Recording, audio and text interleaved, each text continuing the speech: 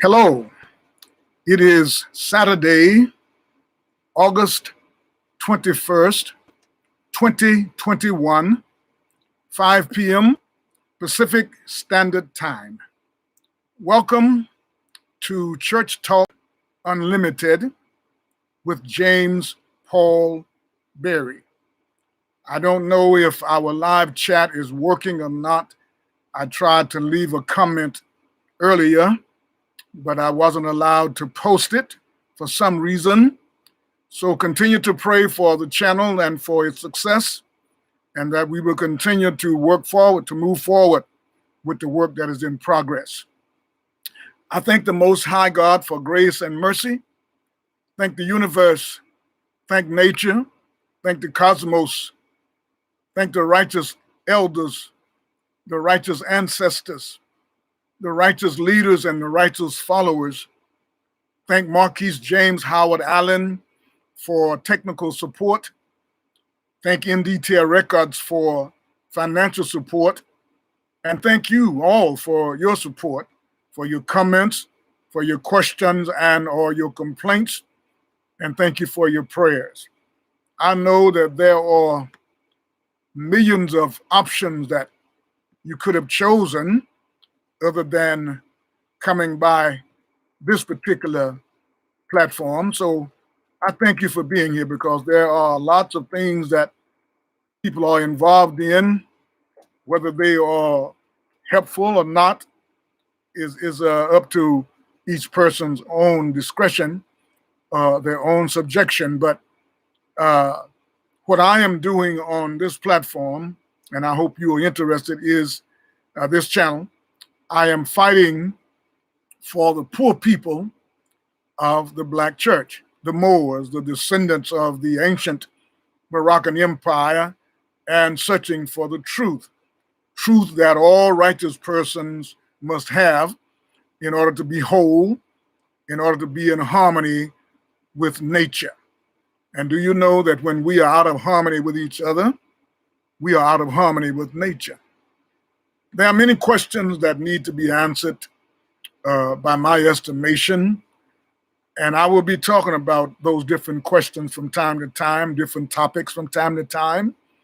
But the channel is dedicated to the support of those poor members of the church who do not have access daily to shelter, food, water, and clothing daily.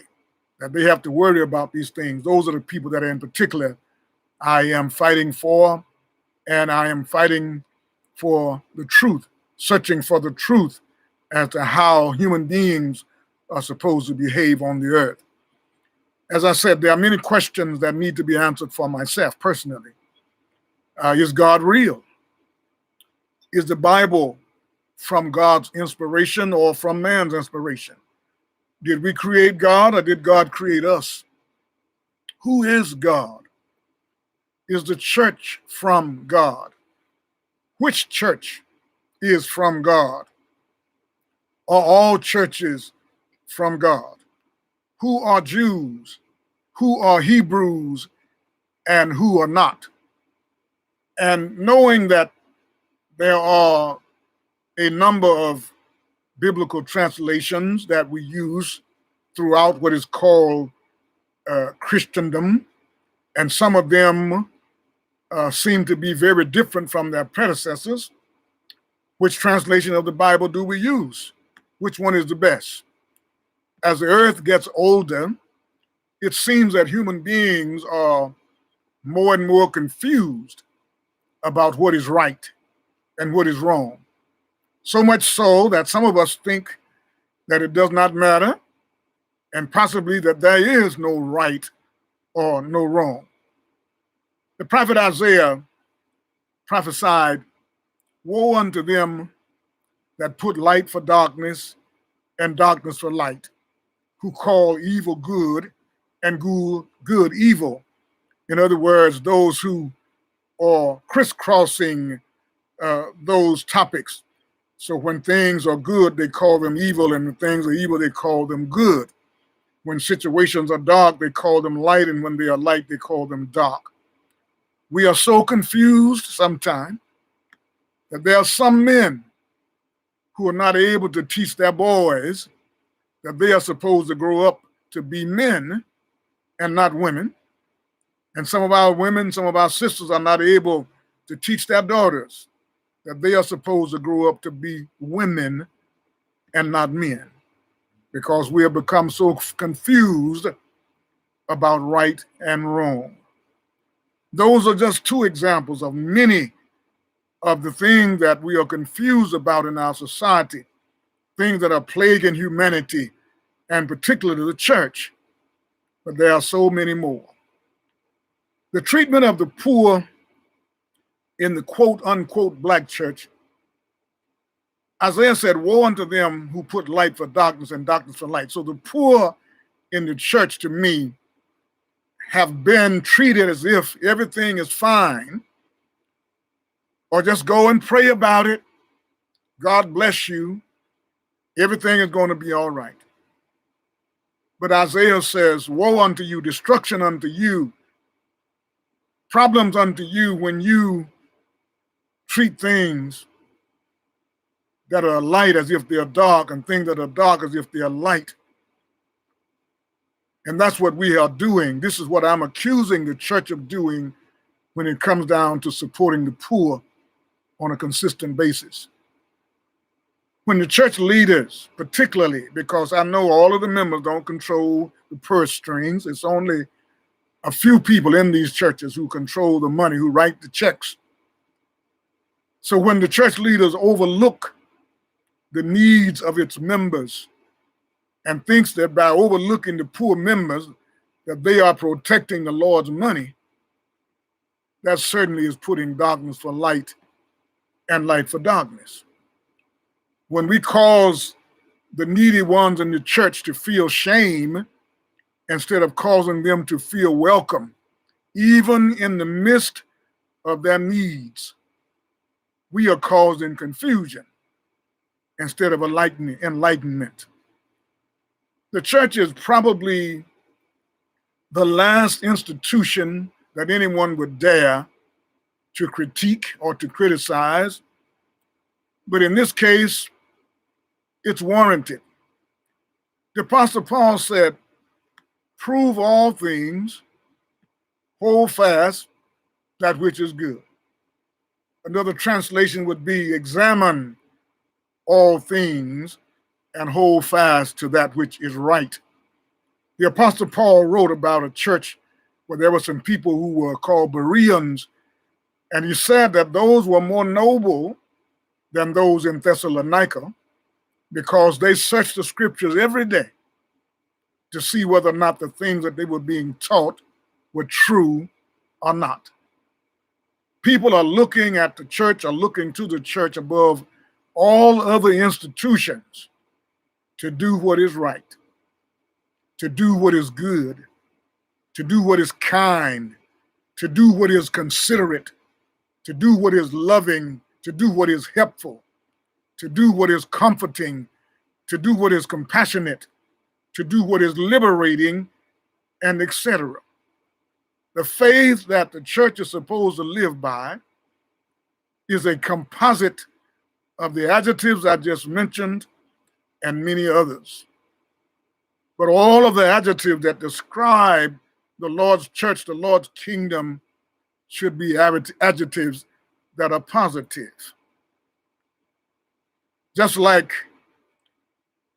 soldiers in the military, when they leave the base or leave their post without permission, they have done what is called gone AWOL, A-W-O-L, absent without leave, absent without permission. We in the church have left off doing the things, at least for the poor consistently, without the Lord's permission, because the Lord has not given us permission to give up on those who need us. As a matter of fact, Christ taught in the New Testament that we should have the faith like a mustard seed, and if we do, that faith will enable us to move the mountains of life. And if you've ever seen a mustard seed, it's one of the smallest seeds that I have ever planted. But it grows into a great plant once it materializes, once it matures. I hear about good works from several churches, about different churches doing good works, but it is usually not related to the poor members of those churches. And what good is it to be a part of a congregation or a church that goes all over the world spreading the good news about Christ, about God, and about the church, and the members can't even hang on to the bare necessities of life? Our subject is, what are we doing with the faith? What is the church doing with the faith that Christ said would move mountains? Why aren't we moving the mountain of poverty? That's what this channel is dedicated to do, to move the mountain of poverty. There's too many poor people in the world. And I even saw an example of something in Africa, about Africa being a third world country. Who gives someone the right to say any place is a third world place? It is us who cause a world to be first world or third world. This channel is dedicated to support the poorest of the members of the Black church. Does that mean I don't care about the white church or the Armenian church or the other church? No, it does not. But my people are where I have spent my time. My people are where I have learned, I have experienced the good and the bad, and particularly the bad when it comes to taking care of our poor in the church. This channel, as I said, is dedicated to fighting for those people by declaring that poor members of the church who are faithful to the Lord, who are faithful to the work of the church or the works of the church, should be allowed the freedom to ask for money when they need it from the church or from the church leaders, because that's who you're going to have to go through in order to get that money. Why is it that to talk about getting money from the church as a member is such a hard conversation when the members are giving money to the church or to the leaders to do as they please all the time?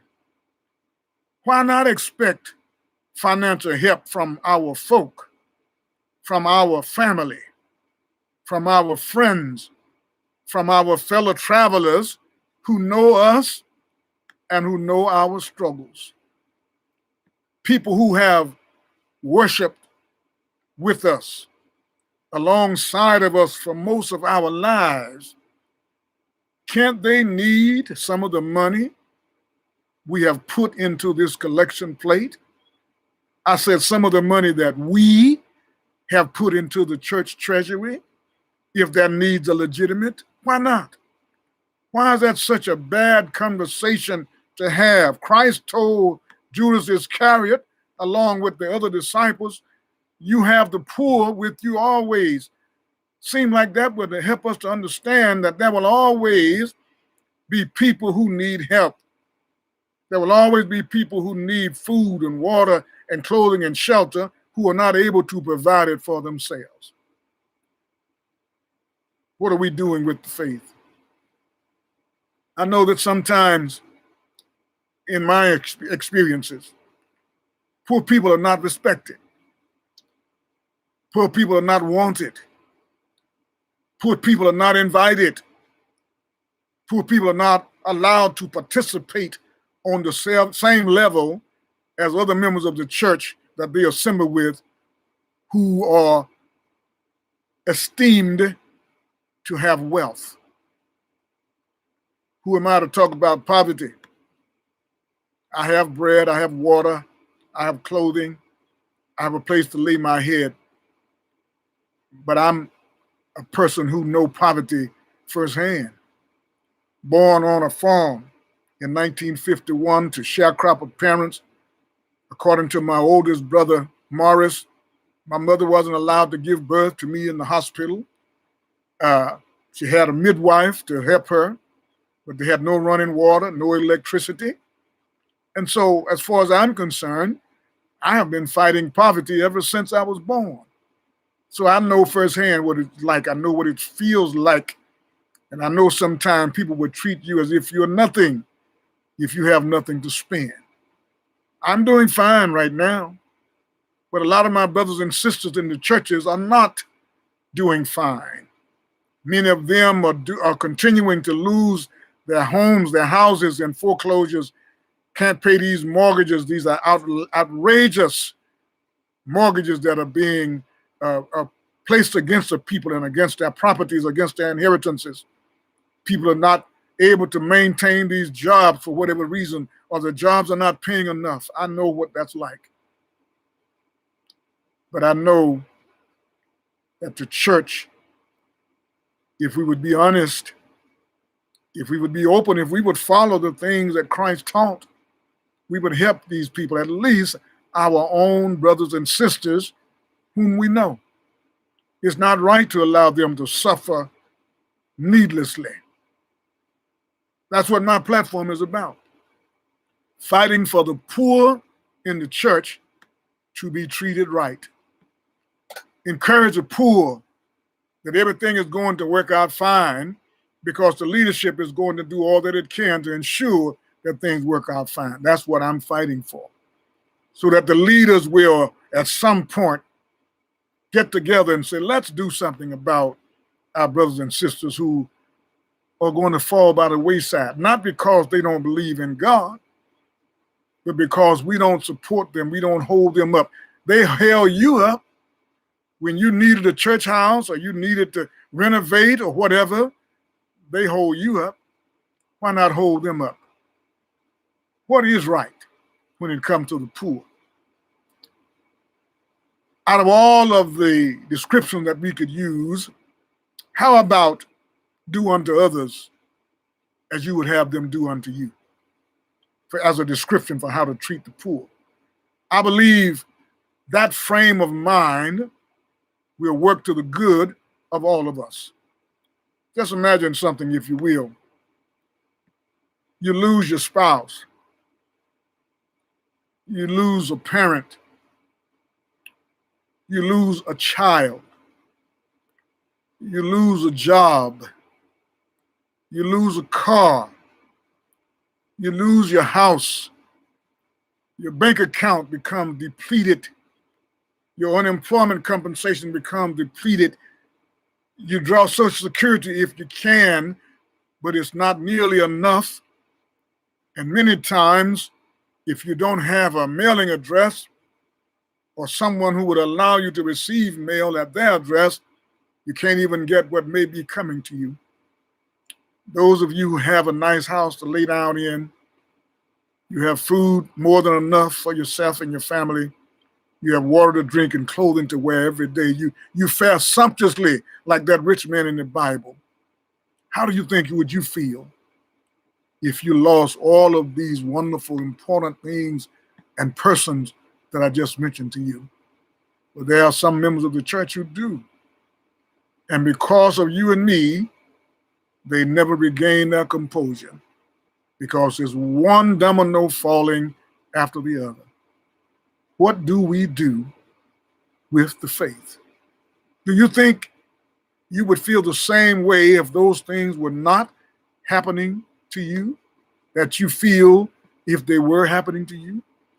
Do you think that the way you feel right now, if you lost your house, if you lost your car, if you lost your job, if you lost the ability to buy drinking water, pay your mortgage, pay your rent, you think you feel the same way you feel right now?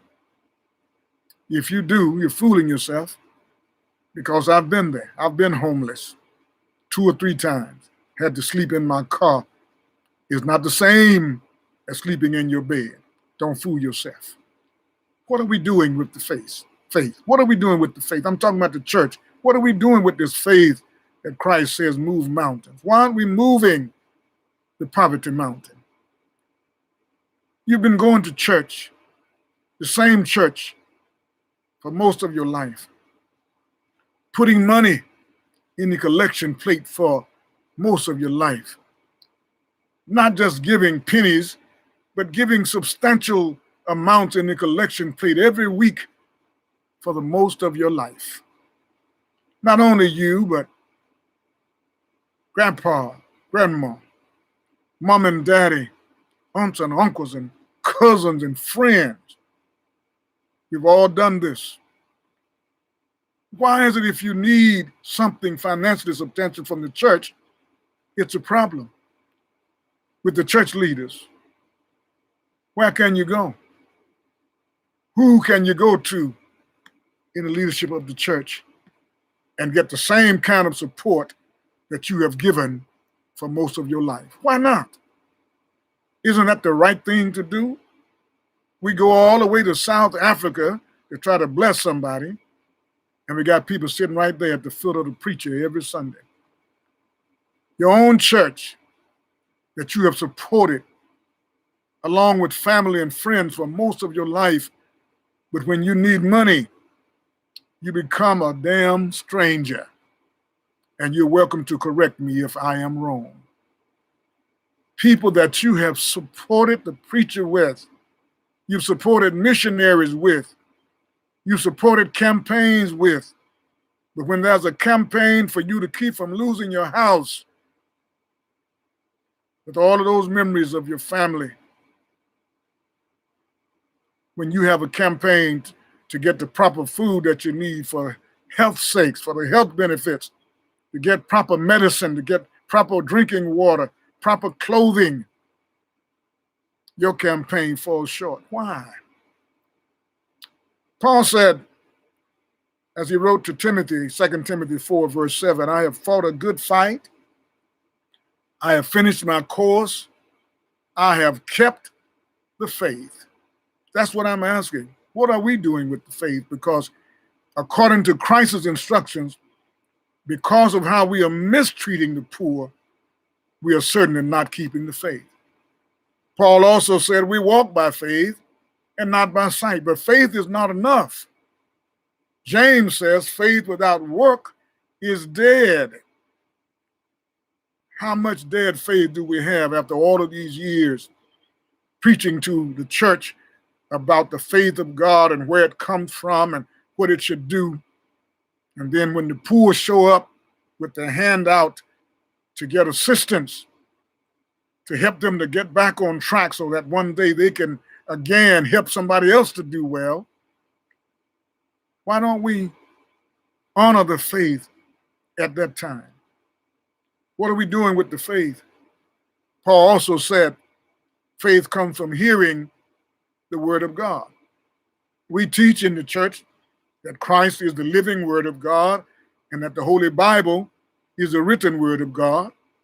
Well, it is encouraging to me when I read the Holy Bible about Christ, the living word, and to hear Christ talk about so many times that we should support those who are poor, support those that are weak. Yet, the poor are consistently left out of the church budgets. When was the last time you had a business meeting and you said, we know that the economy is going into the toilet. There are people after this pandemic, they're not going to get those jobs back. Some of them don't want those jobs back, and those jobs are not adequate anyway. So for our faithful members, we don't want to lose them. Let's give them some of this money we've been collecting over the last 50 years. You know, a lot of us can't do that because we've got so much money tied up in property. I was doing a little research and I was looking at those great big edifices that originated from the Roman Catholic system. And then I look at us and I look at how the early church continued to go to the temple and to meet in the synagogue or in private houses owned by church members. And I know sometimes we have too many people to meet in one's place like that. I understand that. But when it comes down to taking care of the church, and taking care of the church house, there's a world of difference. What are we doing with the faith? Is it necessary to have such great church buildings or church houses? Is it necessary for the preacher to live like a king so that the world will know that the church is something special, extraordinary? But what if we took care of the poor the way we look out for the preacher? It is not necessary to have these great big old buildings to show off in these communities. And a lot of times the most beautiful buildings are in some of the poorest communities. It's not necessary. And especially if it's going to put our children and our grandchildren in debt. There's a church not far from here, and this brother was talking about the sisters paid for the stained glass windows in that building, which came to more than $250,000 for stained glass windows. How many members of your church would you be willing to spend $250,000 on? Isn't one soul worth more than money? We teach that. What does it profit a man to gain the whole world and lose his own soul? Are we going to lose our soul over money? It is estimated that churches raise $5 million in contributions each week. $5 million each week. You know, we should be able to help somebody financially with that kind of money.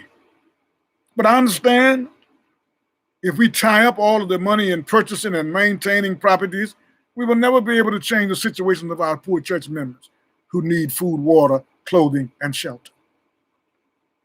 New church house furniture is not as important as helping a faithful brother or a faithful sister of the church to make a mortgage payment. And if I'm wrong, I want you all to tell me, what are we doing with the faith?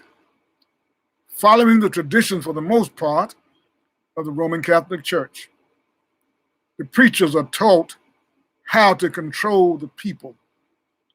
We don't tell the people that they have to tithe, but we don't discourage it.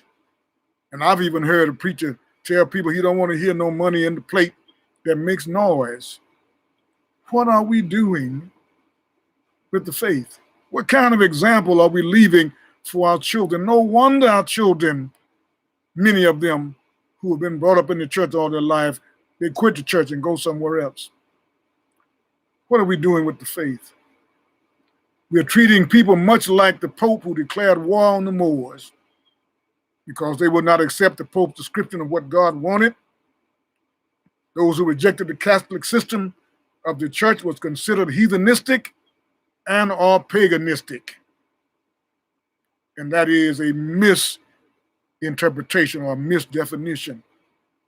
We, the church, have adopted that same attitude. If you don't agree with our creed, you're lost in sin, a heathen, and etc. Preachers have become so powerful in the church that people no longer think for themselves. They got to refer to the pastor, what the pastor said, what the preacher said, what the elder said, what the deacon said.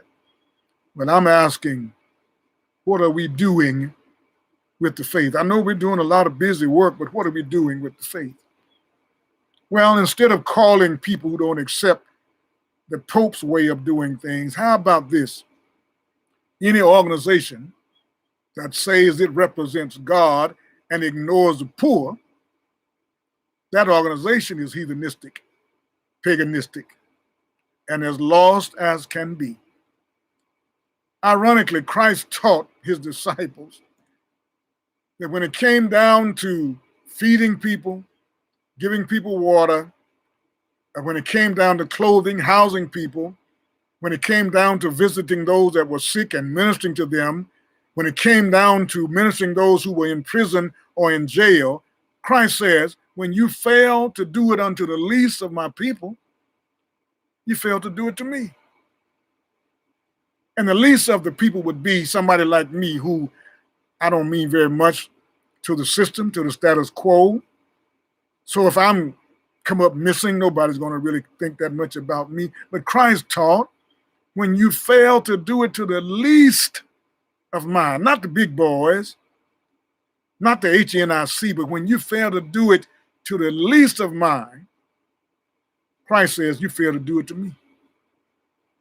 What are we doing with the faith? Do you think the Good Samaritan story and all these other stories, allegories, metaphors, similes, all of these mythological figures, stories in the Bible with good morals in the stories, do you think those stories are put there just to be put there, or is there a meaning for us? The Good Samaritan story, for instance. In that story, there were 4 particular men. There was the man who had gone and done his business on his way back down the Jericho road, and the thieves jumped on the man and left him for half dead, robbed him. And there were a Levite, and there were a priest, and there was a Samaritan. And you would think by reading the Holy Bible that the Levite and the priest, and of course, according to the law, the Levites were the ones who provided the priests to serve God in the sanctuary and at the same time serving the people. They looked at the man and walked by on the other side. But the Samaritan, who was supposedly a heathen, he stopped, bound up the man's wounds, put medicine in the man's wounds, took the man to an inn, paid for his stay, and told the owner or the manager of the inn, if he owes you more when I come back, I will pay you the remainder. What are we doing with the faith? Brothers and sisters who have worked with you church leaders, most of your life, some even were working before you even came to the church where you're working. Do you consider them as being as important as the work that you're doing in the community and throughout the earth? And you have people sitting right there under you, sitting at your feet, who cannot afford the daily bare necessities of life. What are we doing with the faith? That Good Samaritan story should be a message for us to help each other when it is needed. Instead of saying, what was he doing on that Jericho road by himself? He shouldn't have been out there anyway. As old as he is, he ought to know better. No. What are we doing with the faith?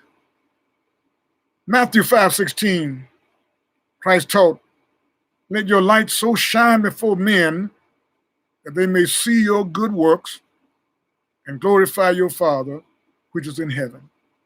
How many times have God been glorified by how we have taken care of the poor in our church congregations? How many times have God been glorified? Prayer is fine, but it takes works to produce food. Preaching is fine, but it takes works to produce clothing. Fellowshipping is fine, but it takes work to produce shelter. Voting for democracy in America is fine, but in order to liberate folk, it takes work.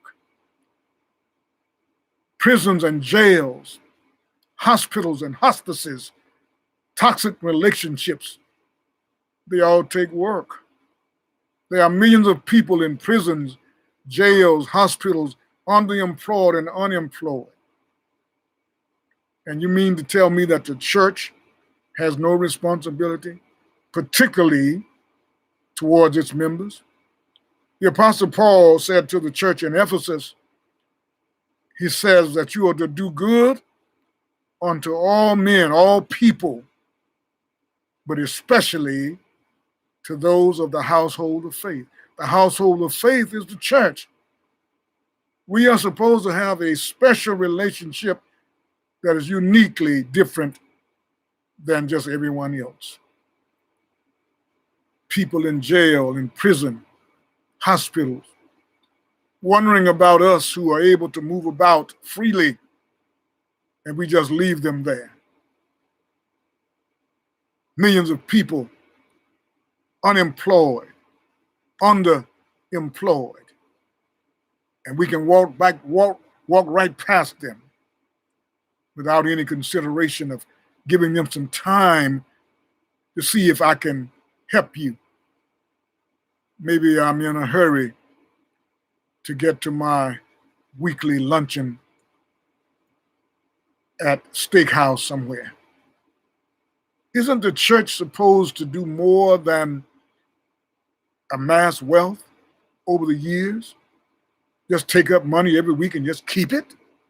Of course the church should do more than that. And I'm talking about the church leaders now. Does the church have to own several properties to be a viable organization in the community? But wouldn't it be more viable if the actual church, the people who support that building that we call a church, if they were able to sustain their own individual inheritances so that they could do more? While members lose their properties due to the inability to make the necessary payments, how is that correct when the church could do something about it? I'm not talking about giving away money.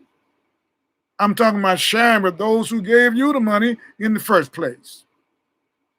What are we doing with the faith? You go to the church house, and the leaders make sure that it's comfortable because people are going to complain. It's too hot, it's too cold. You go to the church house, and the leaders have learned from the years that you got to have it right for people to come here. Got to have it comfortable, etc. People that need a place to park, place to sit, etc. They make sure that these are the necessities for this church house are met. But what about the house of the people who come there?